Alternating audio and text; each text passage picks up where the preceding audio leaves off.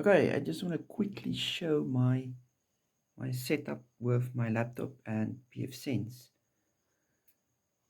So I just have this old Asus Vivo book, and I have two network ports. Obviously, the native port to the laptop. This goes to my ISP's and router. So this is for the internet, right? And then I have a U-green adapter.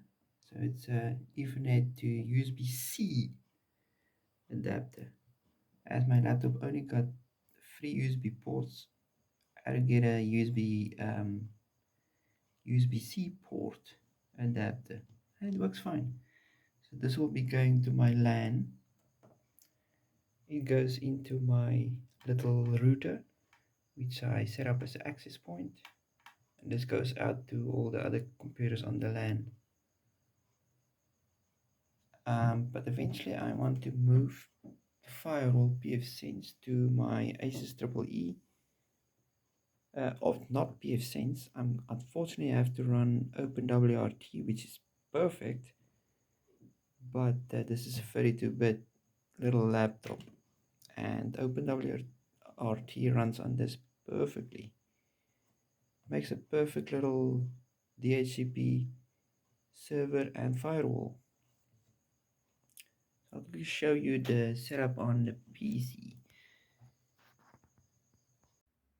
Okay, so if we move over to the desktop of hypervisor, of Hyper-V, here is my pfSense. So installing pfSense on Hyper-V is pretty straightforward. I use Hyper-V because it's a type 1 hypervisor running on bare metal, so it uses way less resources and it's pretty good.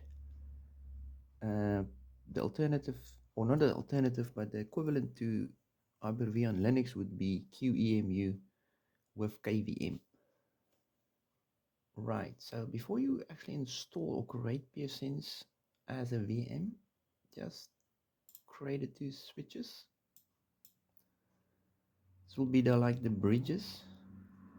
So WAN and LAN, obviously. So the LAN, so you just say here create, and both should be external because you're using physical ports and not a virtual network. So LAN will connect to my A6, which is the Ethernet to USB-C adapter.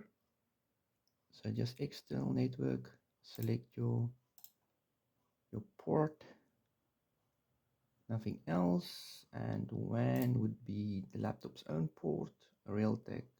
I didn't click allow management and it works fine. So that will be that.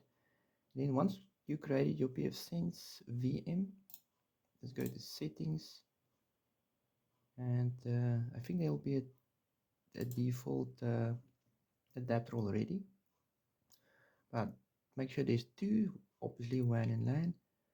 So I've named these virtual switches WAN and LAN, so you just choose them in here and connect them together.